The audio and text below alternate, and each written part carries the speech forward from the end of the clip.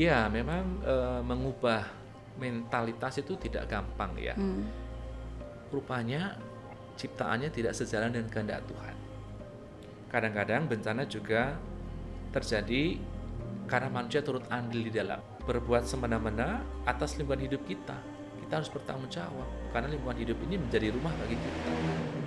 Bagaimana kita yang tinggal di Kalimantan ya turut memperjuangkan keutuhan lingkungan hidup. Dan usaha itu tentu tidak bisa sendirian dilakukan oleh gereja, harus melibatkan semua pihak, semua pihak, masyarakat. Ambil contoh, kalau saya mau lingkungan sekitar saya itu bersih, maka yuk jangan sembarangan kita buang sampah, ya kan? Tapi kan sekarang orang dengan santainya tanpa perasaan bersalah berdosa buang sampah. Ya, kita tahu bahwa manusia diberikan akal budi, hati nurani yang jernih. Ya, itu semua menjadi bekal bagi manusia untuk bisa menjadi rekan sekerja Allah, menjadi partner Allah untuk merawat, melestarikan, menjaga alam. Panutan ini Pastor Gun ini. Terima kasih ya. Dari sepinggan mungkin ini akan menjadi motivasi juga untuk gereja-gereja Katolik yang sebagai papan.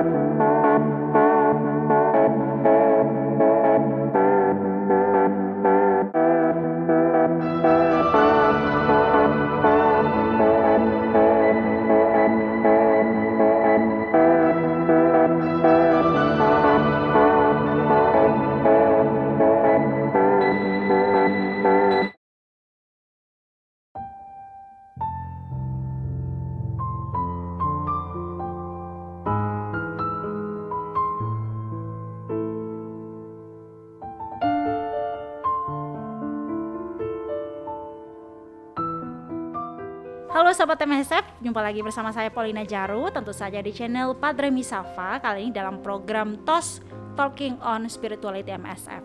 Nah, berkaitan dengan masa Prapaskah 1 ini, karena kita sudah memasukinya, maka kita akan membahas juga sesuai dengan tema kitab suci yang berkaitan dengan iman dan lingkungan hidup. Kalau kita lihat bahwa secara kita menyadari bahwa kita ini bukan hanya sebagai seorang yang beragama, tapi juga kita sebagai seorang yang berwarga negara Indonesia, maka tentu saja kita juga harus melakukan hal-hal yang baik untuk bisa menjaga lingkungan hidup di sekitar kita, begitu ya. Dan kita akan membahas kaitannya iman dan lingkungan hidup ini langsung bersama dengan Pastor Agustinus Gunawan MSF. Ini adalah Pastor Paroki Santo Clemen I Sepinggan, Balikpapan. Selamat datang Pastor di podcast kita kali ini. Terima kasih. Terima kasih sudah menerima undangannya Pastor ya. Kita tos dulu Pastor. Tos MSF. Ya. Satu misi, satu keluarga, satu perutusan. Luar biasa. Oke, sebelum saya masuk ke materi kita Pastor, bagaimana kabarnya di masa pandemi ini Pastor? Puji Tuhan, sehat, tetap semangat dan optimis. Sehat, tetap semangat, optimis. Penerapan protokol kesehatannya gimana Pastor sejauh ini? Sejauh ini berjalan dengan baik ya. Kita tetap menerapkan 20% di gereja, dan kita tahu sudah sejak awal Januari gereja tutup dan baru akan dibuka lagi kemungkinan nanti pada Rabu Abu. Iya. Oke, berkaitan dengan itu nggak apa-apa ya kita buka maskernya Pastor untuk ngobrol kita pada hari ini. Tidak apa-apa ya, karena kita sudah menjaga jarak ini Pastor ya, sudah 1 meter begitu. Hanya kita 2 saja. Jadi tidak apa-apa. Kita boleh menggunakan juga hand sanitizer yang sudah disediakan oleh tim di sini Pastor. Ini adalah satu bentuk penerapan prokes yang baik. Kesehatan ya. 3M ya. Sekarang udah 5 ya. 5M. 5M ya. Penggantinya ini mencuci tangan ini hand sanitizer.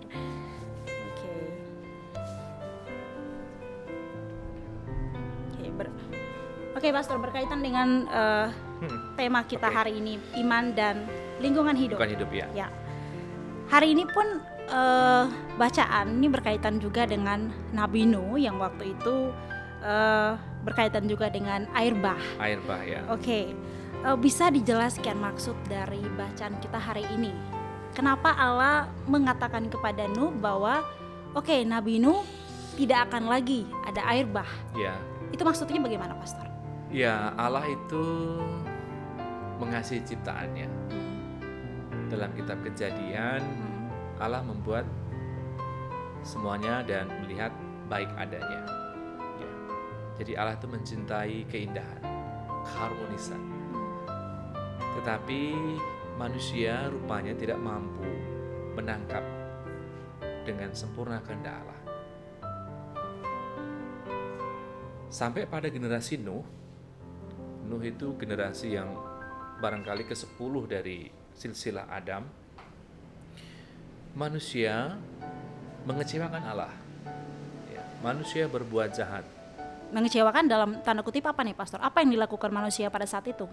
Ya, kitab suci tidak merinci secara detail bentuk kejahatannya. Tapi kalau sampai Allah itu terluka, Allah kecewa, berarti itu kan, padahal kita tahu nih, Allah itu Maha Pengasih. Nah, yang Maha Pengasih, yang Maha Pengampun, Maha Sabar, kalau sudah sampai kecewa itu kan berarti tingkat kejahatan manusia itu mungkin sudah nggak termaafkan. Nah, membuat Allah kecewa, maka Allah kemudian menyesal. Rupanya ciptaannya tidak sejalan dengan kehendak Tuhan. Yang diinginkan Allah apa sebenarnya, Pastor? Ya tadi, Allah ingin harmonis. Oke. Ya, Allah ingin harmonis, tetapi Allah tidak menjumpai itu.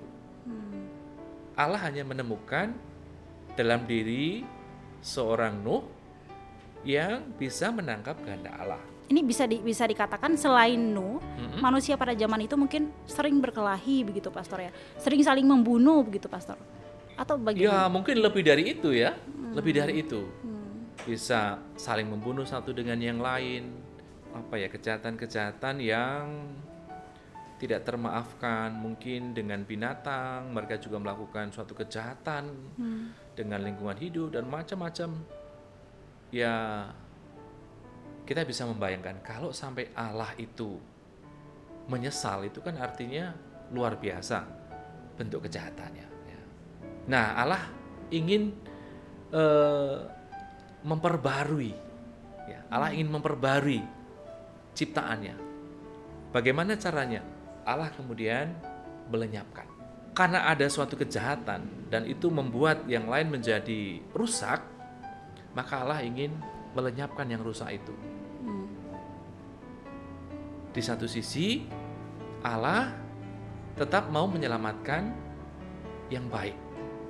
Yang baik itu ada dalam diri Nabi Nuh.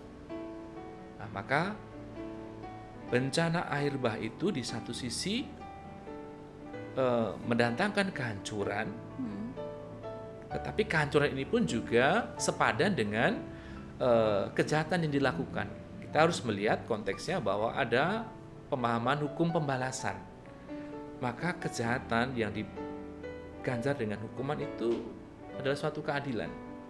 Tetapi Allah juga memperlihatkan Allah yang penuh belas kasih terhadap Nabi Nuh. Dan juga ciptaan-ciptaan lain yang diselamatkan ketika Nabi Nuh masuk dalam bahtera membawa serta sepasang ciptaan-ciptaan itu, mulai dari yang ada di daratan dan juga yang ada di cakrawala, semuanya dimasukkan. Hal itu mau mengatakan bahwa Allah tetap mencintai ciptaannya. Allah tetap menginginkan ada kehidupan yang harmonis di dalam ciptaan. Oleh karena itu ia tetap menyelamatkan. Yang tersisa hanya Nabi Nuh pada saat itu. Yang tersisa dalam teks kitab suci memang disebutkan hanya keluarga Nabi Nuh. Iya. Dan semuanya dilenyapkan oleh Tuhan. Baik itu manusia tanaman, maupun lingkungan, hewan, di udara juga semuanya habis. Karena dikisahkan terjadi hujan selama 40 hari 40 malam. Coba Anda bayangkan 44 malam. Sama seperti itu baru hujan loh ya. Masa puasa belum ya, lagi kalau sumber-sumber air ya, sumber-sumber mata air dibuka oleh Allah. Dalam teks dikatakan Allah membuka sumber-sumber mata air sehingga mengalir semua dan itu memenuhi bumi. Jadi semua ini kolong langit itu tertutup oleh air bah. Dan kemudian Nuh masuk dalam bahtera bersama segenap rombongannya itu ya, binatang-binatang itu, dan mereka yang diselamatkan. Ya. Selama berhari-hari, berminggu-minggu. Ya. mungkin kitab suci menyebut 150 hari kalau tidak salah ya, air itu memenuhi bumi. Coba Anda bayangkan, air bah selama 50 hari, siapa yang dapat bertahan? 4 bulan gitu. Iya. Maka semuanya lenyap. Nah, tetapi kemudian Allah ingat Nuh. Allah ingat binatang-binatang yang masuk dalam bahtera, kemudian Allah menyudahi hujan. Pelan-pelan surut, berminggu-minggu, berbulan-bulan, sampai semuanya kering. Dan kemudian muncullah kehidupan yang baru, tunas yang baru, gandum yang baru, dan akhirnya ada keindahan dari kehancuran yang tadi itu. Kemudian Nuh keluar dari bahteranya. Bisa dikatakan bahwa dengan kejadian air bah ini, Allah, maksud dan tujuan Allah adalah ingin menciptakan suatu ciptaan yang baru gitu. Benar sekali. Jadi setelah Nuh keluar, Nuh kemudian mempersembahkan korban bakaran pada Tuhan, pada Allah. Allah melihat tindakan Nuh, Allah mencium bau harum dari persembahan itu, Allah melihat kembali keindahan alam. Allah kemudian berjanji, sejahat apapun manusia, pada kehidupan selanjutnya Allah tidak akan pernah lagi menghukum mereka dengan air bah. Artinya Allah tidak akan melenyapkan lagi ciptaannya meskipun manusia melakukan suatu perbuatan yang jahat. Nah, jadi di satu sisi kita harus memahami bahwa air bah itu tidak mendatangkan kehancuran, tetapi justru memunculkan suatu kehidupan yang baru yang diawali dengan generasi Nuh dan sesudahnya. Maka harapannya melihat peristiwa air bah, manusia tergerak untuk mencintai alam semesta, mencintai lingkungan hidup, merawat dan melestarikannya. Oke, sebelum kita masuk ke situ, kenapa sih harus Nabi Nuh ini, Pastor? Mungkin ada silsilah dari Nabi Nuh ini sendiri. Saya atau mungkin teman-teman di luar sana ini belum terlalu mengenal. Kita tahunya Nabi Nuh ini berkaitan dengan air bah aja. Ya. Tapi sebenarnya Nabi Nuh ini siapa? Hidupnya bagaimana? Tadi saya sudah singgung di bagian awal, Nabi Nuh adalah dalam teks kitab suci itu kira-kira dia adalah generasi ke-10 dari Nabi Adam. Nah, begitu ya. Generasi ke-10 artinya dari hidupnya Nabi juga Adam, baik ya, Pastor, ya, selama hidupnya sangat saleh di hadapan Tuhan. Maka Tuhan tetap menyelamatkan dia dari hukuman air bah. Begitu ya. Itu kenapa juga diselamatkan si Nabi Nuh dan keluarga ini ya, Pastor? Ya, melalui Nabi Nuh lah kemudian penciptaan kedua itu dilanjutkan. Beranak cuculah dan bertambah banyak lah. Jadi bukan Adam saja yang menerima itu. Ya. Nabi Nuh juga menerima perintah Tuhan. dari Tuhan itu ya. Iya, betul. Oke. Kalau kita lihat tadi Pastor mengatakan sedikit menyinggung bahwa maksudnya ini supaya kita sebagai umat ini harus menjaga lingkungan hidup. Kalau kita kaitkan dengan zaman sekarang, khususnya di bangsa kita nih, Pastor ya, secara dunia pun kita wabah pandemi ini sudah mengganggu sekali. Tapi di tahun 2021 ini banyak juga bencana di Indonesia ini, baik itu gempa bumi, lalu juga ada banjir di mana-mana, itu juga terjadi. Nah, kalau kita melihat bencana seperti ini dari kacamata iman kita, iman Katolik ini seperti apa, Pastor? Ya, dalam Perjanjian Lama dan Kitab Suci seringkali bencana itu dianggap sebagai hukuman Allah, ya, karena manusia berdosa. Allah mengingatkan mereka lewat peristiwa alam. Nah, akan tetapi dalam perkembangan zaman, ya, kita juga bisa melihat bencana tidak melulu sebagai peringatan dari Allah. Kadang-kadang bencana juga terjadi karena manusia turut andil di dalamnya. Ya, ada bencana yang memang peristiwa alam ya, tapi ada juga bencana-bencana yang terjadi karena manusia terlibat di dalamnya secara tidak langsung, misalkan menebang hutan, akhirnya hutan gundul, terjadi banjir. Kemudian pembakaran hutan, ya, beberapa tahun silam kita melihat terjadi kebakaran hutan yang sangat masif dan akhirnya melenyapkan begitu banyak hutan. Tidak hanya hutan tapi juga penghuninya, binatang-binatangnya. Kita sudah semakin langka untuk bertemu dengan binatang-binatang hutan karena hutannya sudah habis, juga terjadi pemunahan secara massal lewat peristiwa kebakaran. Nah, maka kita juga harus bijaksana menyikapi bencana-bencana alam itu. Tidak pertama-tama lalu jatuh pada pemahaman Allah menghukum, Allah yang menyebabkan semuanya ini. Padahal kita sendiri turut terlibat dalam peristiwa bencana. Sama kayak kasus Nuh juga ya, bisa dikatakan begitu ya Pastor ya. Umatnya kurang care ini sama lingkungannya mungkin, atau umatnya di zaman Nuh ya betul, salah satunya saya kira kurang peduli dengan lingkungan, tapi yang jelas kejahatan manusia itu sangat melukai hati Allah sehingga Allah kecewa dan Allah ingin memperbarui ciptaannya. Begitu. Artinya dari kacamata iman kita tidak semata-mata melihat ini sebagai hukuman, begitu Pastor, atau kita melihatnya sebagai ini kesalahan kita juga. Kalau saya lebih melihatnya sebagai peringatan, ya, peringatan Allah mengingatkan lewat peristiwa alam. Oke. Ya, jadi kita menghindari kata hukuman lah ya. Kalau kata hukuman itu seolah-olah Allah itu sadis sekali ya, Allah itu kejam. Ya, karena konsepnya bukan lagi seperti hukum balas pada zaman Nuh, tapi lebih kita memaknai sebagai peringatan. Allah mengingatkan, kalau kamu menebang hutan, maka dengan sendiri juga konsekuensinya akan terjadi, misalkan banjir, seperti itu. Kalau kalian juga melakukan penambangan yang tidak bertanggung jawab, ya, ada lubang di bekas bukit yang tidak ditimbun kembali, pohonnya sudah tidak ada dan kemudian itu menjadi lubang, kemana air hujan mengalir? Ya pasti kemudian akan merusak situasi dan keadaan. Terjadilah banjir, ya kan? Terjadi pemanasan global sehingga musim berubah. Tidak bisa lagi kita prediksi seperti dulu musim kemarau itu dari bulan Maret sampai September. Sekarang di bulan-bulan itu pun terjadi curah hujan yang tinggi.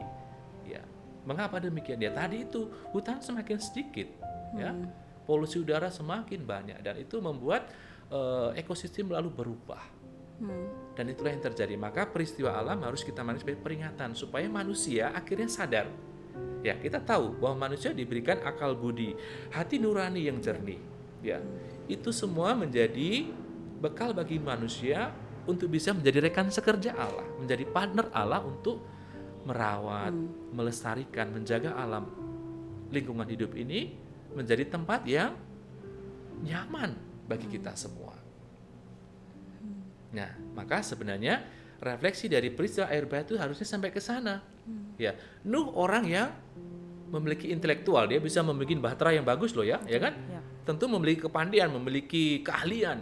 Nuh juga memiliki hati yang bersih, mampu menangkap kehendak Allah. Bukankah kita juga sebenarnya sama dengan Nabi Nuh? Nggak ada bedanya, ya. Hanya mungkin kita tidak mampu memiliki hati yang jernih sehingga tidak mampu menangkap rencana Allah atas kita semua. Dan itulah yang terjadi.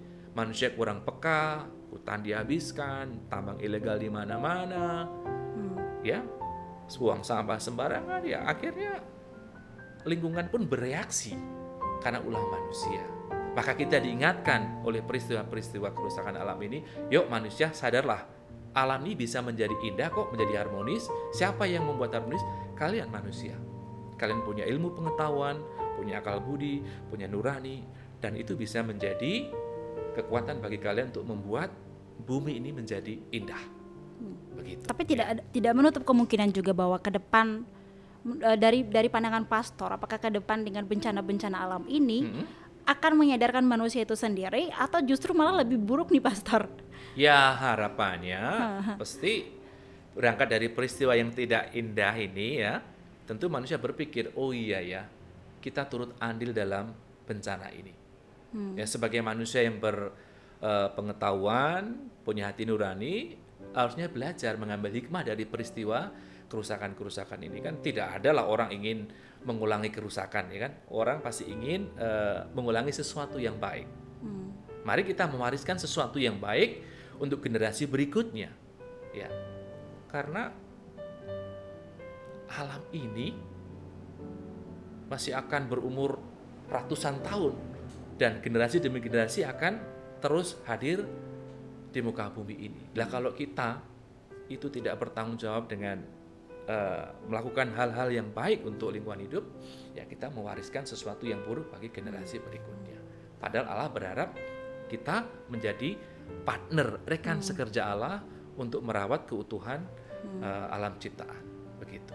Bisa dikatakan juga, saya marah kalian tidak menjaga apa yang sudah saya kasih gitu ya Pastor ya. Ya.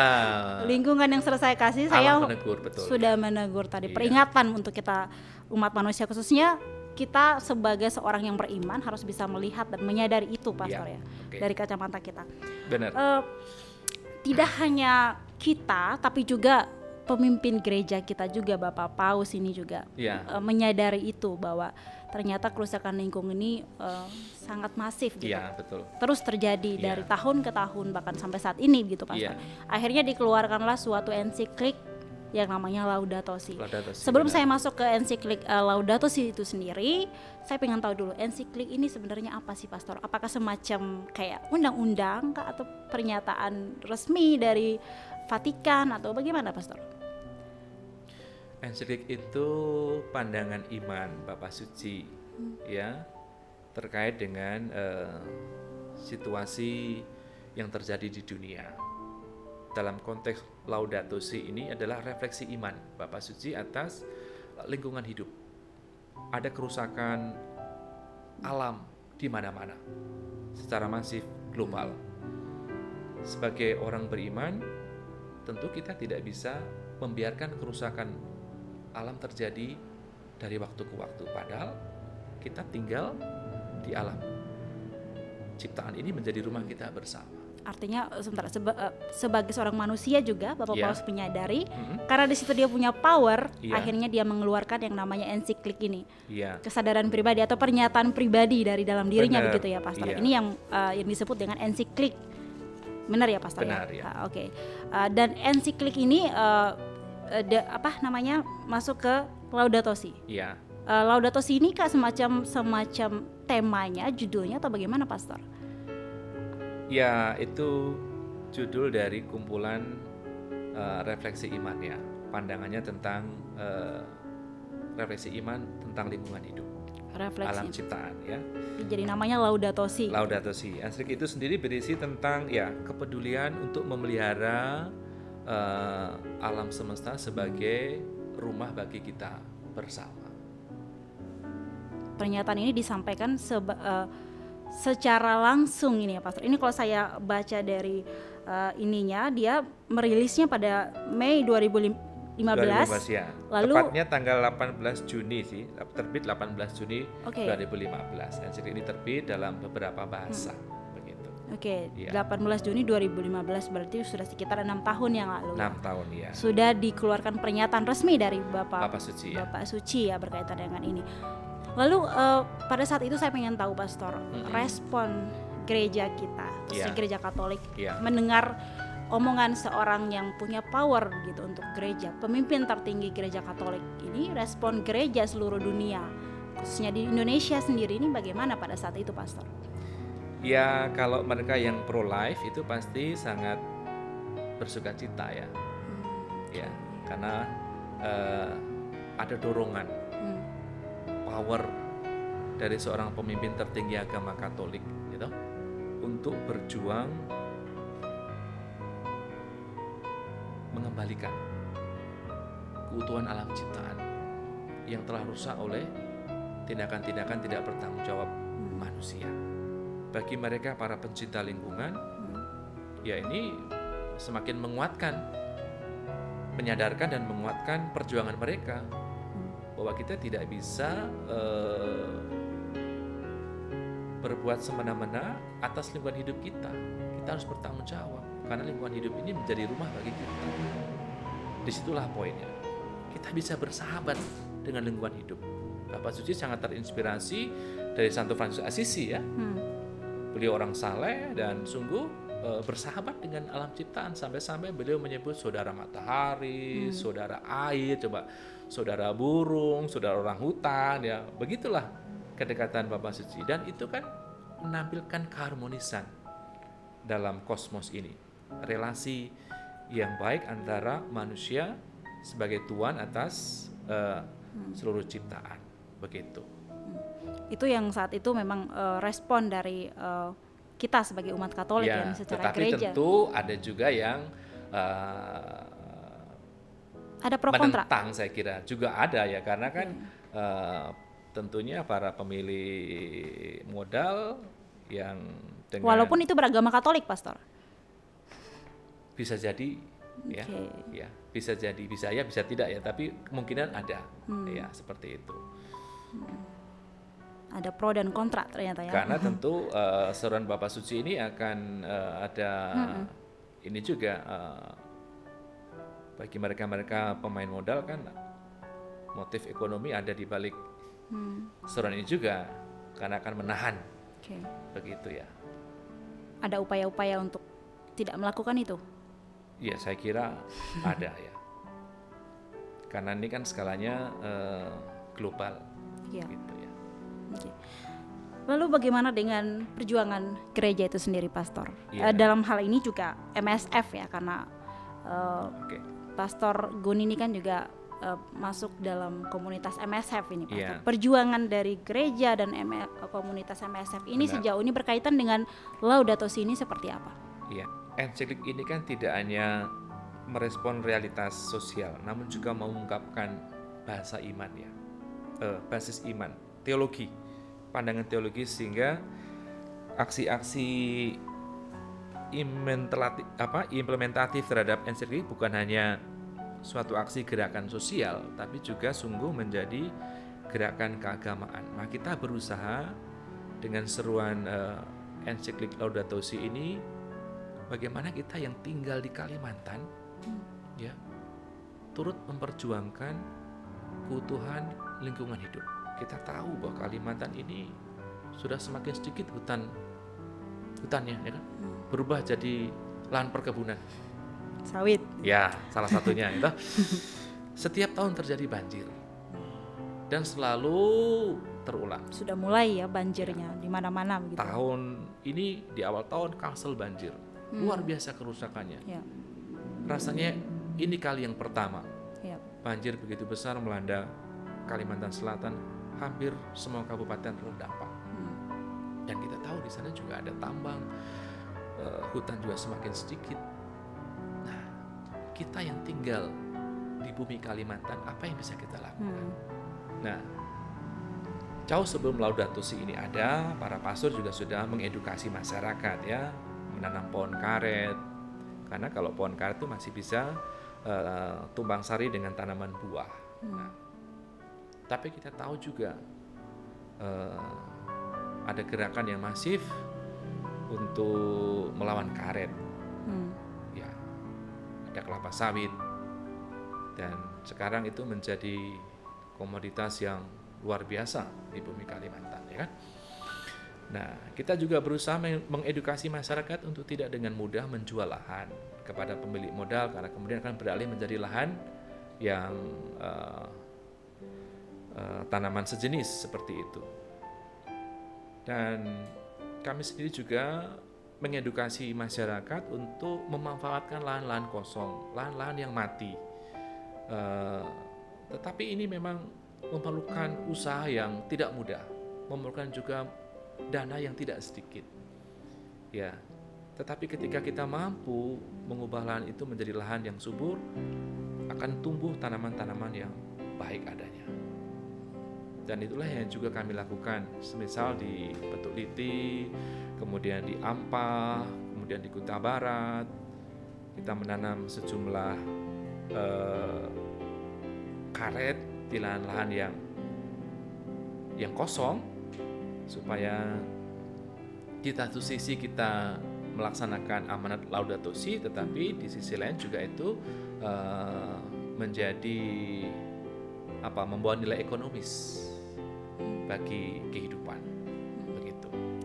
Pada saat berarti sudah ada tindakan yang dilakukan oleh gereja dan juga komunitas MSF tadi, Pastor. Ya. Lalu sejauh ini kalau Pastor melihat dengan adanya edukasi seperti itu, sudah dilakukan dengan baik oleh masyarakat atau justru malah kebalikannya nih, Pastor?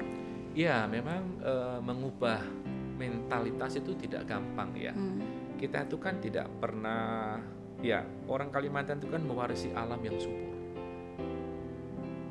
Hutannya penuh dengan kayu-kayu yang langka, ada meranti, ada ulin. Siapa yang menanam? Tinggal menikmati, ya kan? Dan sekarang setelah dinikmati, dipotong habis, tidak ditanam lagi. Ditanam tapi dengan tumbuhan yang lain. Kemudian alam Kalimantan ini kaya dengan mineral, ada batu bara, ya kan? Ada latrit, ada minyak bumi, macam-macam. Semua dimanjakan dengan kekayaan alam. Kita kembali ke alam tadi yang gundu. Tidak ada suatu edukasi yang terprogram ya untuk menanam pohon. Kalian pasti bisa melihat dalam perjalanan ke suatu tempat ya terjadi banyak padang semak belukar. Tidak lagi kita menemukan pohon-pohon yang besar karena sudah habis dan tidak ditanam kembali. Nah, itulah budaya yang terjadi di sekitar kita. Maka mengubah mental. Ayo menanam itu memerlukan perjuangan yang tidak mudah. Karena kita terlahir menikmati segala kekayaan alam di Kalimantan ini. Kembali lagi ke mindset berarti ya, Pastor. Mindsetnya ya. Dan usaha itu tentu tidak bisa sendirian dilakukan oleh gereja, harus melibatkan semua pihak, semua pihak, masyarakat, pemerintah juga. Dengan kebijakan-kebijakannya yang pro lingkungan hidup, sehingga mimpi kita bersama untuk membuat lingkungan ini menjadi indah, menjadi harmonis itu perlahan-lahan bisa terwujud. Tapi gereja dan MSF ini selain memberikan edukasi juga sudah ada yang bekerja sama dengan pemerintah begitu, Pastor? Atau? Nah, secara lembaga di tarekat itu memang belum ada, hanya lewat pastor-pastor paroki yang berkarya menyampaikan seruan pastoral lewat mimbar atau lewat tulisan. Tetapi di beberapa provinsi, maksud saya tarekat yang lain, sudah ada lembaga-lembaga yang melakukan pembelaan terhadap lingkungan hidup dan keadilan sosial. Oke. Ya. Kalau kita kaitkan masa Prapaskah ini mungkin dengan masa tobat sekaligus juga ini, Pastor, dengan kerusakan yang terjadi sebagai umat Katolik yang baik, apa yang harus kita lakukan ini untuk bentuk konkretnya yang harus kita lakukan ini untuk mencintai lingkungan kita? Ya, pertama-tama menemukan kesadaran. Saya sadar akan lingkungan hidup saya. Karena kesadaran itu penting. Kalau saya sadar bahwa lingkungan hidup ini mendukung hidup saya, ya, maka saya juga harus berusaha merawat lingkungan hidup saya. Ambil contoh, kalau saya mau lingkungan sekitar saya itu bersih, maka yuk jangan sembarangan kita buang sampah, ya kan? Tapi kan sekarang orang dengan santainya tanpa perasaan bersalah berdosa buang sampah yang bisa diurai maupun tidak urai. Nah, padahal kita menginginkan lingkungan bersih.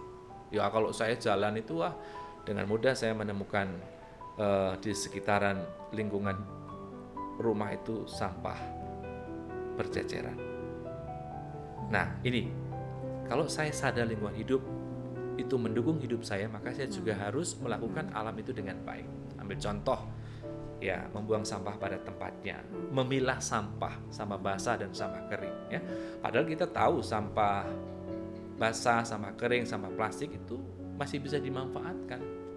Saya sering pergi ke melewati tempat pembuangan sampah itu, dan bagaimana mereka berusaha memilah sampah. Lah kalau kita misalkan sudah dari rumah tangga itu memilah sampah dengan baik, kan itu mengurangi tanggung jawab mereka, dan kita juga sudah memberikan kontribusi untuk lingkungan hidup.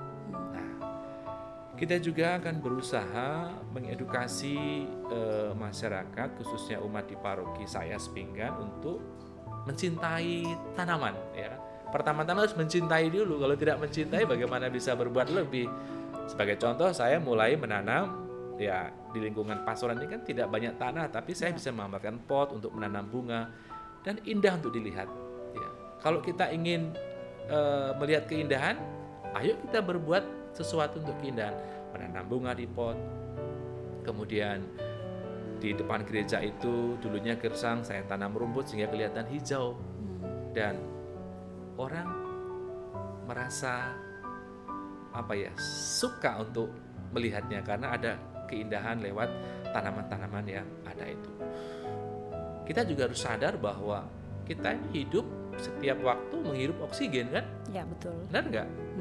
Padahal kita enggan untuk menanam pohon. Pohon itu menyumbangkan oksigen sebagai Ya, paru-paru dunia. betul. Nah, maka saya juga berusaha nanti mengedukasi dalam suran pastoral di masa prapaskah ini bagaimana kita memanfaatkan lahan-lahan yang kosong baik di rumah maupun di stasi untuk ditanami pohon-pohon yang tidak saja membuat hijau lingkungan tapi mungkin juga bisa mempunyai nilai ekonomis seperti itu. Oke.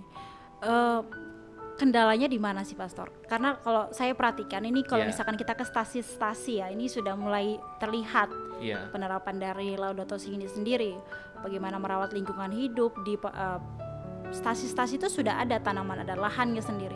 iya. Kalau di perkotaan ini kan kita kendalanya di situ ya Pastor. Ini apa sebenarnya yang harus dilakukan oleh gereja, khususnya mungkin dari seorang pastor paroki yang bisa Iya. dikatakan kepada umat yang harus dilakukan mungkin berkaitan dengan menjaga lingkungan hidup ini Pastor. Ya, sekurang-kurangnya sebagai pastor paroki saya menyapa umat untuk mencintai lingkungan dengan tidak membuang sampah. Mulai itu diajarkan kepada anak-anak, ya kan? Ya, kalau anak-anak sudah terbiasa membuang sampah pada tempatnya, maka dia akan mencintai lingkungannya. Bagaimana membangun kesadaran dalam diri kita bersama untuk peduli lingkungan. Sebagai contoh, saya selalu mengingatkan karyawan untuk membersihkan parit di depan gereja itu supaya kelihatan bersih dan enak dilihat. Nah, kalau misalkan di lingkungan, di RT, di RW ada budaya itu, ya, bersama-sama meluangkan waktu untuk membersihkan parit di depan rumahnya, sehingga kalau hujan air mengalir dengan lancar, udara juga menjadi bersih karena tidak bau kan. Kita menginginkan udara yang sehat, tapi kita tidak berusaha memberikan kontribusi untuk membuat lingkungan menjadi indah. Nah, sekurang-kurangnya saya beri penyadaran lewat hal-hal kecil yang sudah kami mulai di pastoran, lalu itu menjadi contoh untuk umat di lingkungan. Ya. Kerja bakti salah satunya itu ya Pastor. Salah satunya kerja bakti, Lingkungan. membersihkan lingkungan, mengedukasi anak-anak untuk buang sampah pada tempatnya. Terutama di masa pandemi juga kita banyak waktu di rumah ya Pastor ya, bisa Benar. mulai dengan menanam. Betul sekali. Ya, karena sekarang kalau saya perhatikan sudah mulai banyak orang-orang yang mencintai tanaman. Iya. Harapannya kita umat Katolik juga seperti itu ya, Pastor ya. Benar. Kalau kita lihat kota Balikpapan ini, begitu banyak perumahan sudah dibangun ya. Balikpapan Selatan maksud saya ya. Kita ada di Kecamatan Balikpapan Selatan dan Balikpapan Timur tuh di pinggir-pinggirnya sudah banyak perumahan. Dan terus akan berkembang kiranya perumahan. Nah, hutan kota akan semakin sedikit. Bagaimana kita menyumbang oksigen? Mari kita memanfaatkan lahan-lahan yang kosong di rumah, entah dengan tanaman pot, dengan hidroponik, dengan apa saja yang bisa kita lakukan untuk menanam sesuatu sehingga sekurang-kurangnya ya kita masih bisa melihat di sekitaran lingkungan rumah kita itu ada hijau-hijau seperti itulah. Kalau bingung memulainya bisa nonton di YouTube. Bingung mulai bisa nonton di YouTube ya. Karena di YouTube sudah banyak sekali ya Benar, cara ya. membuat hidroponik yang baik dan benar, Ya. memulai tanaman yang Sebenarnya baik dan hal-hal benar. sederhana bisa kita lakukan asal sungguh kita punya kesadaran yang dalam ya. Ya. Kesadaran yang tinggi tentang lingkungan hidup sehingga kita bisa memanfaatkan sarana-sarana yang ada untuk membuat lingkungan menjadi hijau seperti itu. Luar biasa sekali. Kita berikan tepuk tangan dulu. Panutan ini Pastor Gun ini. Terima kasih ya. Dari sepinggan mungkin ini akan menjadi motivasi juga untuk gereja-gereja Katolik yang Sebalikpapan gitu, dan mungkin se-Kalimantan Timur kali ya. Yang Ya, menonton video ini mungkin tidaklah. bisa langsung, aduh, apa yang harus saya lakukan? Karena untuk di sebenarnya kan lingkungan hidup? terbatas, tidak punya halaman luas. Seperti di lahan parkir di belakang yang kami bangun di Auri, kami juga membuat hijau halaman parkir itu dengan menanam tanaman di pot yang gorong-gorong seperti itu, sehingga di satu sisi ada lahan parkir, tapi sisi lain juga ada keindahan di sana lewat tanaman yang kami tanam. Ada macam-macam, ada kelengkeng, ada mangga, ada jeruk, ada sawo dan macam-macam. Jadi tetap memberikan keindahan melalui tanaman-tanaman itu. Oke, luar biasa sekali. Ya. contoh yang baik untuk semua pastoral di Kalimantan Timur. Kita harus berusaha merawat lingkungan. Terima kasih banyak Pastor Gun, kita sudah ngobrol banyak, ini sudah hampir 40 menit. Tidak terasa ya Pastor ya? Terasa, karena tadi ngobrolnya luar biasa nih, motivasi-motivasinya. Sudah hampir 40 menit, mungkin kita akan langsung closing saja. Terima kasih banyak untuk waktunya. Saya juga terima kasih kali untuk ini, Pastor. Mbak Paula memberi kesempatan kepada kami lewat bincang-bincang ini. Semoga umat, sekurang-kurangnya umat kami di Balikpapan, di Paroki Sepinggan juga memiliki kesadaran yang lebih baik lagi tentang lingkungan hidup. Gitu. Siap, amin. Terima amin, kasih. Kita tos terakhir dulu Pastor, tos MSF. Satu misi, satu keluarga, satu perutusan. Ya, saya juga mengingatkan sahabat MSF di rumah, jangan lupa untuk like, komen, dan subscribe sebanyak-banyaknya. Semisal teman-teman punya pertanyaan berkaitan dengan obrolan kita hari ini, bisa langsung komen di bawah ini ya. Kita akan hadir lagi di podcast selanjutnya dengan tema yang lebih menarik lagi. Terima kasih banyak sudah nonton. Terima kasih. Bye-bye.